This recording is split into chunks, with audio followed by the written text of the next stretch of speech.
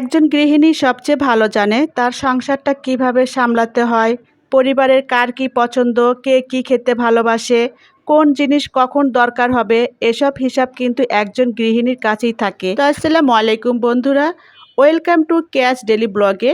আজকে বাজার থেকে কিছু টাটকা মাছ নিয়ে এসেছি। আমি সাধারণত একসাথে অনেক বাজার করি না, যেটা খেতে ইচ্ছে করে সেটাই টাটকা কিনে আনার চেষ্টা করি। আজ আপনাদের সাথে শেয়ার করব আমার রান্না, সংসারের কিছু গল্প আর ৮ দিনের কিছু ছোট ছোট মুহূর্ত। এখন যেহেতু কাঁঠালের সিজন চলছে, তাই আমি কাঁঠালের বিচি, আলু, পেঁয়াজ দিয়ে সুন্দর করে মলা মাছ চচ্চড়ি করেছি।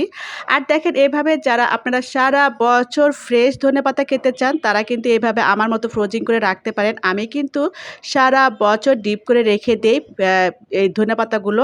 আর ধনেপাতাগুলো কীভাবে সারা বছর ডিপ করে রাখা যায়, সেই ভিডিওটা আমার ফেসবুক পেজে আছে, আপনারা চাইলে ভিজিট করে দেখে আসতে পারেন। এই যে দেখেন, আমি কিন্তু সুন্দরভাবে দিয়েছি এবং কালারটা এত সুন্দর দেখাচ্ছে। জাস্ট এটা 5টা মিনিটের জন্য আমি এটা অল্প লো হিটে এটা রেখে দিব। তারপরে চলে আসতেছি এবং দেখবেন কত সুন্দর একটা স্মেল বের হয়। আর এর পাশে আমি একটু বেগুন ভাজি করব। আর বেগুনগুলো আপনি যদি পারফেক্টভাবে একটু ভাজতে চান, তাহলে কিন্তু 5 থেকে 10 মিনিট আগে একটু সুন্দর করে মেরিনেট করে রেখে দিবেন। আমি কিন্তু এটাই করেছিলাম। এরপর একটু কড়াইতে তেল দিয়ে তারপর সুন্দর অল্প লো হিটে এটা ভেজে নিব আমি। অনেকেই একবারে অনেক বাজার করে ফ্রিজে সংরক্ষণ করে রাখেন, আবার কেউ কেউ আমার মতো অল্প অল্প করে টাটকা বাজার করতে পছন্দ করেন। আসলে প্রত্যেকটা সংসারের নিয়ম আলাদা। আমি চেষ্টা করি পরিবারের জন্য যতটা সম্ভব টাটকা খাবার রান্না করতে। আজ মলা মাছের সাথে কাঁঠালের বিচি দিয়ে সুন্দর একটা চচ্চড়ি করেছি। এই সময়ে কিন্তু কাঁঠালের বিচির স্বাদই আলাদা। আর কাঁঠালের বিচি কিভাবে সারা বছর সংরক্ষণ করে রাখা যায়, এটাও ইনশাল্লাহ আপনাদেরকে নেক্সট ভিডিওতে দেখাবো। আপনারা চাইলে কাঁঠালের বিচিও কিন্তু সারা বছর সংরক্ষণ করে রেখে খেতে পারেন। আর এই যে দেখেন, বেগুন ভাজিগুলো কিন্তু আমি অল্প লো হিটেই ভাজতেছি। আর আমার চুলার পাশে কিছু শুকনা মরিচ আছে, এগুলো ভেজে রেখেছিলাম। আমি বয়ামে রাখতে ভুলে গিয়েছিলাম বলে এগুলো একটু চিমিয়ে গিয়েছে, অর্থাৎ শুটিয়ে গিয়েছে। তো আমি এগুলোকে চুলার আঁচে রেখে দিয়েছি। এগুলো একটু মচমচে হবে, যখন মচমচে হয়ে যাবে তখন আবার আমি বয়ামে রেখে দিব। তো যে কথা বলতেছিলাম, এই যে দেখেন, এখন কিন্তু একটু একটু কিন্তু একটা মুচমুচে হয়ে যাচ্ছে। আর এর পাশে কিন্তু আমার বেগুনগুলোও হয়ে যাচ্ছে, হতে থাক। আর আমি আসলাম আমার বারান্দার বাগানে। আমার সংসারে যত কাজই থাকুক না কেন, আমার বাগানের গাছগুলো আর টুনটুনের যত্ন নিতে আমি কিন্তু কখনোই ভুলে যাই না। গাছগুলোতে পানি দিলে আর নতুন পাতা দেখলে সত্যিই খুব ভালো লাগে। আমি যদি কোনো দিন একবেলা আমার গাছগুলোতে পানি না দেই এবং আমার বিড়াল ডোরা এবং টুনটুনকে যদি একটু খাবার দিতে দেরি হয়, তখন কেন যেন মনে হয় আমি নিজেই না খেয়ে বসে রয়েছি, এরকম একটা ফিল লাগে। তো যারা গাছকে ভালোবাসেন, যারা প্রাণীদেরকে ভালোবাসেন, তারাই বুঝতে পারবেন। আর বাকিরা হয়তো এটা কিছুই অনুভব করতে পারবেন না, হেসে উড়িয়ে দিবেন। আচ্ছা বন্ধুরা, আপনাদের মধ্যে কে কে ভাড়া বাসায় থেকেও আমার মতো ছোট্ট বারান্দায় গাছপালা লাগাতে ভালোবাসেন? অবশ্যই কমেন্ট করে জানাবেন।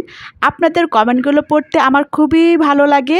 সত্যি বলছি, সময় পেলেই আমি কমেন্টগুলো পড়ার চেষ্টা করি। আর হ্যাঁ, তোমরা যারা ভিডিওটি দেখতে দেখতে এ পর্যন্ত এসেছো, অথচ একটা লাইক আর চ্যানেলটাকে সাবস্ক্রাইব করতে ভুলে গিয়েছো, তারা প্লিজ প্লিজ চ্যানেলটাকে একটু সাবস্ক্রাইব করে পাশে থেকো।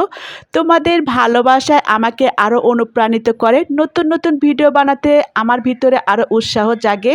তোমাদের ভালোবাসায় আমি আরও অনেক দূরে এগিয়ে যেতে চাই। এই তো আমার ছোট্ট বারান্দায় আমি কিন্তু অনেক রকম গাছ লাগিয়েছি, সবজির গাছ থেকে শুরু করে ফুলের গাছ, সব ধরনের গাছই আছে। এখানে কল্লার গাছও লাগিয়েছি। আর এই গাছগুলো কিন্তু আমি খুবই যত্ন করি। ছোট থেকেই কিন্তু এদের সাথে আমার একটা মায়া হয়ে গিয়েছে। গাছগুলো লাগাতে আমার অনেক ভালো লাগে, এদের সঙ্গে কথা বলতে আমার ভালো লাগে। জানি অনেকেই হাসবে, বলবেন গাছের আবার কথা বলে নাকি, কিন্তু আমি এদের সাথে কথা বলি। এরাও যেন আমার মনের ভাষাগুলো বোঝে।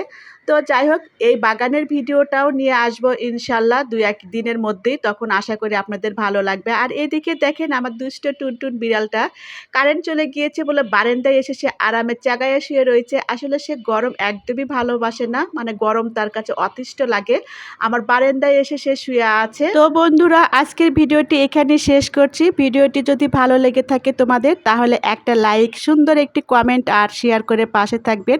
আপনাদের ভালোবাসার সমর্থনে আমাকে নতুন নতুন ভিডিও বানানোর অনুপ্রেরণা দেয়। বন্ধুরা, ভিডিওটি আর লেন্থ করতে চাচ্ছি না। সবাই ভালো থাকবেন, সুস্থ থাকবেন। দেখা হবে নেক্সট কোনো ভিডিওতে। ততক্ষণ পর্যন্ত সবাইকে আল্লাহ হাফেজ।